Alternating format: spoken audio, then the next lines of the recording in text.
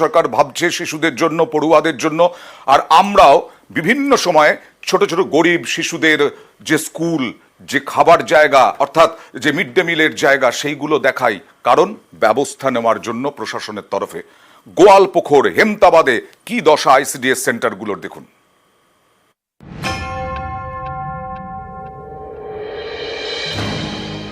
উত্তর দিনাজপুরের গোয়ালপুখর, এখানেই রয়েছে মণিডাঙ্গি শিশু শিক্ষা কেন্দ্র। পড়ুয়া প্রায় 170 জন, ক্লাস নেন 4 জন সহায়িকা। এমনই একটি স্কুলেরই বেহাল দশা, সেটাও প্রায় 5 বছর ধরে। কোথাও টিনের ছাউনি ভাঙা, কোথাও দেওয়ালে ফাটল, মেঝে ফেটে চৌচির। স্কুলে যে কোনো সময় বিপদ হতে পারে। অভিযোগ, অনেক সময় আবার সহায়িকারা স্কুলে উপস্থিত থাকেনি না, তখন পড়াশোনা লাটে ওঠে। স্থানীয়দের দাবি, স্কুলকে আগের অবস্থায় ফেরানো হোক। সব সময় বলতেই থাকে কোনোদিন খুলে নিল তারপর কিছু আর কিছু না। কত আমি কমপ্লেন করলাম, স্যার আমাকে একটা লিস্ট দেন, আমার এখানে স্কুলে কত বাচ্চা আছে, কত আমি কতবার এটা বললাম, বাচ্চাদের কোনো ভবিষ্যৎ এখানে। আপনি কি এই স্কুলেরই টিচার? হ্যাঁ। স্কুলে ক্লাস হয় না, দুর্দশা কেন? ক্লাস তো হইলে ছুটি ছিল না, তারপরে এখন খুলছিল তো স্কুল, আর জল আসে গেল না, বৃষ্টি, তো ওই জন্য হেডমাস্টার আসেন।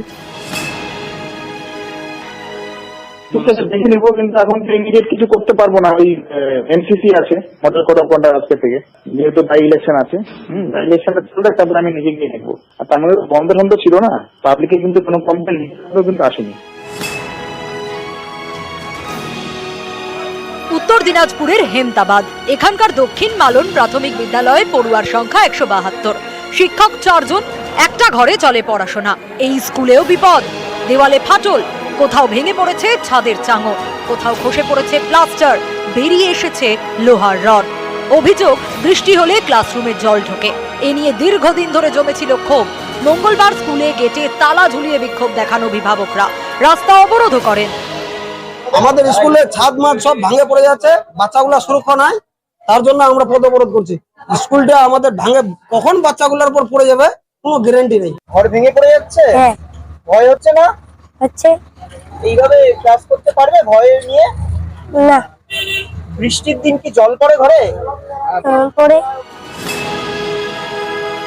অভিভাবক অভিভাবিকারা ওরা আমাদেরকে ঢুকতে নিষেধ করছে, পড়ে যাচ্ছে সানসেটটা, ওই জন্য বাচ্চাদের ভয় হয়। ক্লাসরুম তো একটা ঘরেই, ওখানে সবগুলাই মোটামুটি, আর বারান্দা টারান্দা বসে পড়ি। বৃষ্টির সময় ভিতর থেকে জল করে আর কি, সব করে। ঊর্ধ্বতন কর্তৃপক্ষকে জানাবো, এখন গার্জিয়ানরাও জানাচ্ছে।